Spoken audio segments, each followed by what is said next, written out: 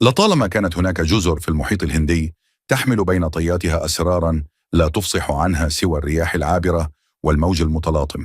جزر تقع في قلب مياه لا تعرفها أقدام الكثيرين، حيث اختلطت الأساطير بالحقائق ليظل الغموض يحيط بكل زاوية فيها.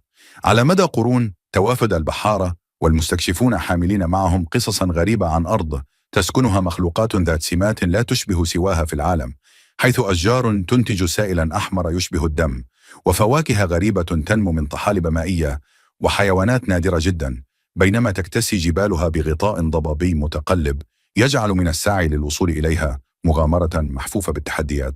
لقد كانت هذه الجزر ذات الطبيعة الصحراوية شبه القاحلة مسرحا لقصص نسجت عبر الأزمان، حيث استقر فيها البشر يحترمون التوازن بين ما تقدمه الأرض وما تأخذه منها. على الرغم من أن الحياة هنا قد تبدو شديدة القسوة، إلا أن سكان هذه الجزر قد وجدوا في قسوتها مصيرهم المضيء. يتقاسمون العيش مع بيئة فريدة من نوعها، وتكاد أن تتواجد كل نقطة فيها لتكون شهادة على عظمة تلك العزلة التي أوجدت هذه الحياة الخاصة بهم. ما يجعل هذه الجزر فريدة من نوعها ليس فقط تنوعها البيولوجي المذهل، بل هو ذلك الارتباط الروحي بين الإنسان والطبيعة الذي تكون عبر العصور. فكل شجرة وكل صخرة وكل شق صغير في الأرض يحكي قصة بقاء يتجاوز الزمن، والعديد من الأنواع التي لا توجد في أي مكان آخر على وجه الأرض تجد فيها ملاذها، مما يجعلها جوهرة من الجواهر التي لا تقدر بثمن. لكن هل يمكن لهذه الأرض أن تستمر في الاحتفاظ بغموضها؟ هل ستظل مأوى لمخلوقات وأساطير يصعب تصديقها؟ في هذه الجزر، حيث يتنقل الناس بين الماضي والحاضر، تظل الأسئلة مفتوحة، ويظل الحلم قائما أن يظل هذا المكان مغلقا على أيدي أولئك الذين يحافظون على سره للأجيال القادمة. في عالم مليء بالغموض والإثارة، حيث يتلاقى الخيال بالواقع وتتعانق الأساطير مع الحقائق العلمية، مرحبا بكم في قناة العالم المخفي، حيث نكشف الستار عن أسرار الطبيعة والكون. في كل حلقة سنغوص معا في عوالم غامضة وأماكن ساحرة، نستكشف فيها جماليات الحيوانات ونجوب مسافات بعيدة لنكتشف الغرائب التي تختبئ خلف كل زاوية. انضموا إلينا في هذه الرحلة المثيرة، حيث الخيال يلتقي بالواقع والغموض ينسج قصة تلو الأخرى. لا تنسوا الاشتراك في القناة، تفعيل الجرس ليصلكم كل جديد، والإعجاب بالفيديو لدعمنا في استمرار تقديم المزيد من المحتوى المثير.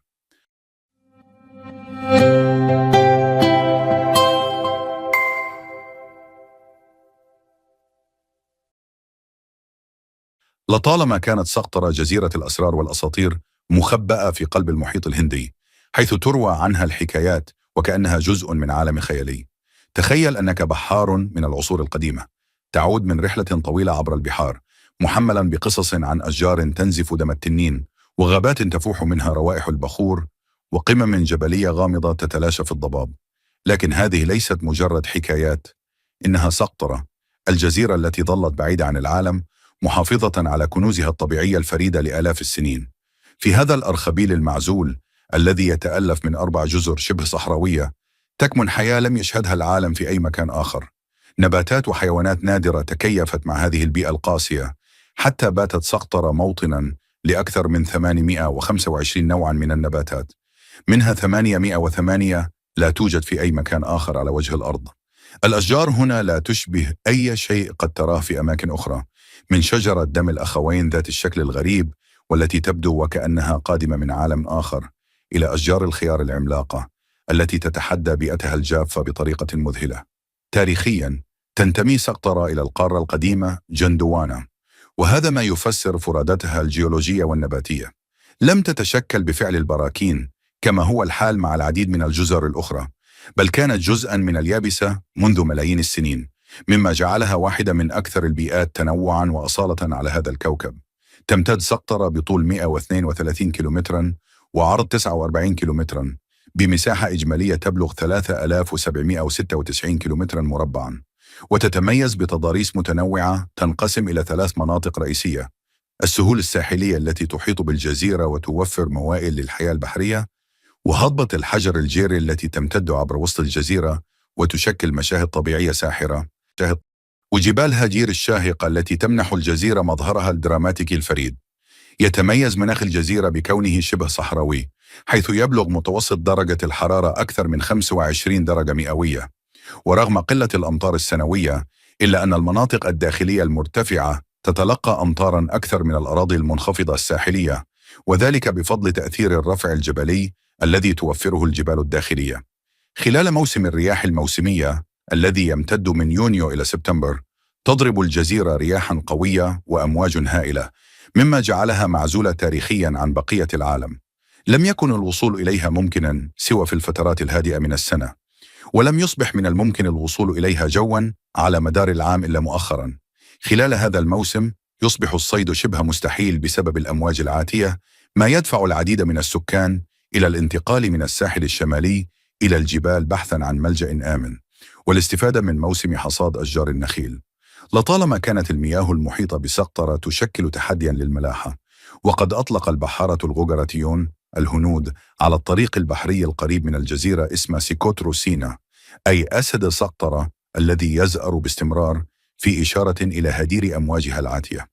منذ العصور القديمة اشتهرت سقطرة عالمياً براتنجاتها العلاجية والعطرية ونباتاتها المتوطنة التي جعلت منها مركزاً رئيسياً في تجارة اللبان والمر والصبار، كما عرفت بجودة منتجاتها الطبيعية الفريدة، مثل دم التنين الذي قيل إن المصارعين في روما القديمة كانوا يستخدمونه لتسريع شفاء جروحهم، والصبار الذي كان مطلوباً بشدة في الأسواق القديمة. بالإضافة إلى ذلك، كانت الجزيرة مصدراً لأفضل أنواع العنبر والمسك واللؤلؤ في العالم، مما جعلها نقطة تجارة رئيسية في بحر العرب.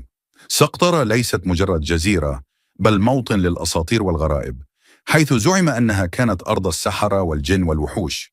وذكرت في كتابات أفلاطون ورحلات ماركو بولو الذي قال إن سحرتها هم الأقوى في العالم. يحكى أن جبالها تخفي عش طائر الفينيق الأسطوري، بينما قيل إن طائر الرخ العملاق الذي تحدث عنه السندباد البحري كان يحلق فوق هذه الجزيرة المجهولة. رغم عزلة سقطرة، لم تكن يوما مهجورة، فقد عاش أهلها لمئات السنين في انسجام مع الطبيعة، مستفيدين من كنوزها النادرة دون أن يدمروها، ليشكلوا نموذجا نادرا للتوازن بين الإنسان والبيئة. أسلوب حياتهم المستدام مكنهم من التكيف مع الظروف القاسية، محافظين على الإرث البيئي والثقافي للجزيرة. لا يزال أصل كلمة سقطرة لغزاً مع وجود العديد من القصص، ولكل منها مؤيدوها. يعتقد الكثيرون أنها تأتي من المصطلح السنسكريتي ديفي آيبا سوكادارا، والذي يترجم حرفياً إلى جزيرة النعيم. أصل محتمل آخر للاسم هو سوق العربية التي تعني السوق، وقطرة التي تعني القطرة، في إشارة إلى اللبان المتساقط. أطلق عليها الإغريق القدماء اسم ديوسكوريدا، كما ورد في رحلة إلى البحر الإريتري، وهو دليل ملاحي يوناني يعود إلى القرن الأول، وتعني ديوسكوريدا الجزيرة المخصصة لديوسكوري، كاستور وبولوكس، حماة البحارة في الأساطير اليونانية. الحياة البرية في سقطرة مذهلة، حيث تضم الجزيرة 225 نوعاً من الطيور، منها 6 أنواع متوطنة مثل عصفور سقطرة وطائر السيستيكولا السقطري وطائر العندليب السقطري النادر. كما تستضيف الجزيرة أكثر من 45 نوعاً من الطيور المهاجرة، من بينها طيور النحام والبلشون والنورس. وتعد سقطرة موطناً لأعلى كثافة مسجلة عالمياً من النسور المصرية. تضم الجزيرة أيضاً 190 نوعاً من الفراشات و600 نوع من الحشرات، تصل نسبة الأنواع المتوطنة فيها إلى 90%. أما الزواحف فتشمل 22 نوعاً، منها 19 نوعاً متوطناً، وتنتشر في الجزيرة الماعز والأغنام والجمال، في حين أن الخفافيش هي الثدييات الوحيدة التي تعيش فيها، مع وجود عدد قليل من قطط الزباد.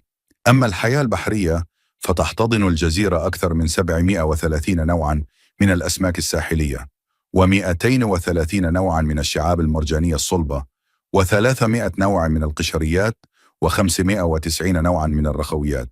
كما تعشش السلاحف البحرية في شمال الجزيرة، ويوجد سرطان المياه العذبة المتوطن بوتيمون سوكوترينسيس في مجاري المياه العذبة. بفضل هذا التنوع البيولوجي الفريد، تم تصنيف سقطرة كواحدة من أهم 5 جزر في العالم من حيث التنوع البيولوجي والحفاظ على الحياة البرية. فهل ستبقى هذه الجزيرة العجيبة لغزاً محفوظاً للأجيال القادمة، أم سيكتشف العالم أسرارها الخفية؟ عندما وصل العلماء لأول مرة إلى جزيرة سقطرة عام 1880، لم يكونوا يعلمون أنهم على أعتاب كشف أحد أعظم الكنوز الطبيعية على وجه الأرض. جمع عالم النبات الإسكتلندي إسحاق بلفور حوالي 500 نبات، من بينها أكثر من 200 نوع لم يكن للعلم أي معرفة بها من قبل. حتى اليوم تم تسجيل أكثر من 835 نوعاً من النباتات الوعائية في الأرخبيل، منها 808 أنواع لا توجد في أي مكان آخر في العالم. هل يمكنك أن تتخيل 37% من نباتات سقطرة لا مثيل لها في أي بقعة أخرى من هذا الكوكب؟ ليس من المستغرب أن يتم تصنيف هذه الجزر كموقع تراث طبيعي عالمي لليونسكو، فهي بمثابة متحف حي يروي قصة العزلة والتطور الفريد. إن سر هذا التنوع الفريد يكمن في العزلة الجيولوجية الطويلة والمناخ القاسي، ما سمح لبعض النباتات العتيقة بالبقاء على قيد الحياة منذ عصور غابرة. لكن الأكثر غرابة أن بعض هذه النباتات تبدو وكأنها خرجت من الأساطير أو من كوكب آخر. ربما تكون شجرة دم التنين دراكينا سيناباري أشهر رموز السقطرة، ليس فقط بسبب شكلها الغريب الذي يشبه المظلة، ولكن بسبب ما تخفيه داخلها. فبمجرد أن تجرح لحاءها تخرج منها مادة حمراء كالدم. استخدم السكان هذا النسغ منذ آلاف السنين في التجميل والعلاجات الطبية، وحتى في الطلاء والطقوس السحرية. هل يمكن أن تكون هذه الشجرة تحمل أسراراً لم نكتشفها بعد؟ بسبب المناخ القاسي في سقطرة، طورت العديد من النباتات طرقاً عبقرية للبقاء. خذ على سبيل المثال شجرة وردة الصحراء إدينيوم أوبيسوم سوكوترانوم، والتي تعرف أيضاً بشجرة الزجاجة بسبب جذعها المتضخم الذي يخزن الماء، وكأنها تحمل داخلها خزاناً سرياً للحياة. وأيضاً هناك شجرة الخيار دندروسيتسيوس سوكوترانوس، العضو الوحيد من عائلة الخيار الذي تحول إلى شجرة ضخمة. كيف يمكن لهذا النبات الذي ينتمي عادة إلى فصيلة النباتات العشبية أن يتحول إلى شجرة؟ سؤال يحير العلماء حتى اليوم. السؤال الكبير: كيف وجدت هذه النباتات طريقها إلى سقطرة؟ هناك نظريتان رئيسيتان. الأولى تقول إن هذه النباتات هي بقايا قديمة تعود لعصر القارة العملاقة جندوانا، بينما تقترح الأخرى أنها جاءت إلى الجزيرة عبر الرياح والتيارات البحرية من أفريقيا وشبه الجزيرة العربية. ربما تكون الحقيقة مزيجاً من الاثنين، لكن المؤكد هو أن هذه النباتات قد تطورت هنا بشكل مستقل وأصبحت أشبه بكائنات حية من عالم آخر. ورغم هذا التنوع المذهل، فإن النباتات في سقطرة تواجه تهديدات متزايدة، من الرعي الجائر إلى التغيرات المناخية. فهل سيتمكن سكان الجزيرة من الحفاظ على هذا الإرث الطبيعي النادر؟ أم أن هذا العالم العجيب مهدد بالاختفاء؟ تمثل سقطرة جزءاً من القارة القديمة جندوانا، وكانت في الماضي متصلة بأفريقيا والجزيرة العربية والهند ومدغشقر. منذ حوالي 20 مليون سنة بدأت الجزيرة في الانفصال عن الكتلة القارية الأفريقية، وأصبحت كياناً مستقلاً وسط المحيط الهندي. قد تكون الجزيرة تعرضت لجسور برية مؤقتة خلال العصور الجليدية، مما سمح بانتقال بعض الكائنات إليها، لكن العزلة الطويلة منحتها طابعها الفريد. في قلب سقطرة ترتفع جبال هاجيهير كأطلال شاهقة تكتنفها الضباب. يصل ارتفاع جبل سكاند، وهو أعلى قمة في الأرخبيل، إلى أكثر من 1550 متراً، محاطاً بالوديان العميقة والغابات الكثيفة التي تخفي أسراراً لم تكتشف بعد. حتى اليوم هناك مناطق لم يصل إليها سوى القليل من المستكشفين. من يدري ما الذي يختبئ هناك؟ بين الجبال والبحر تمتد السهول الساحلية التي تحتضن الكثبان الرملية البيضاء، بينما تشكل هضبة الحجر الجيري مشهداً كارستياً غامضاً مليئاً بالكهوف والوديان المخفية. لا تزال هناك كهوف لم يستكشفها البشر، وقد تحمل في داخلها كنوزاً طبيعية لم ترصد من قبل. لكن سقطرة ليست فقط موطناً للنباتات والحيوانات الفريدة، بل هي أيضاً موطن لحوالي 50,000 شخص يعيشون في انسجام مع الطبيعة منذ آلاف السنين.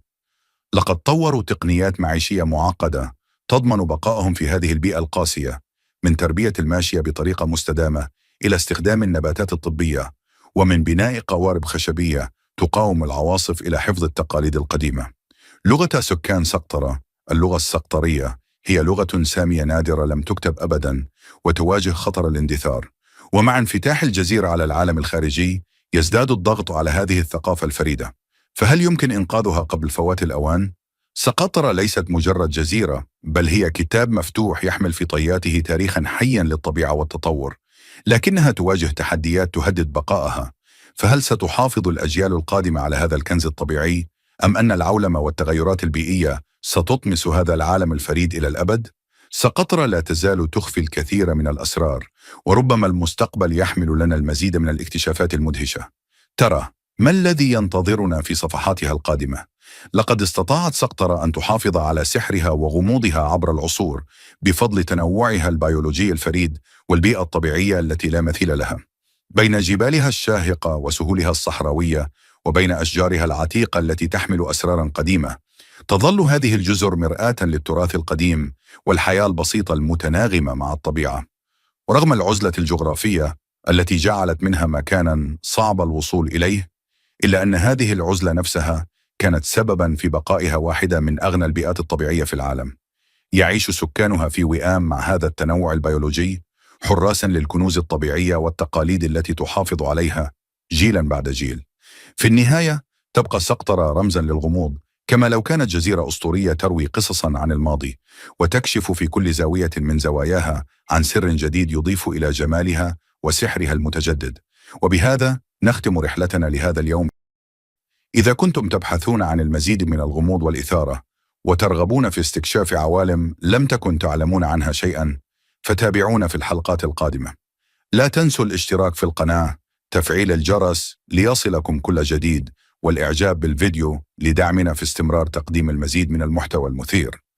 شكرا لكم على مشاهدتكم، ونتمنى لكم يوما مليئا بالاكتشافات والمغامرات في Hidden World.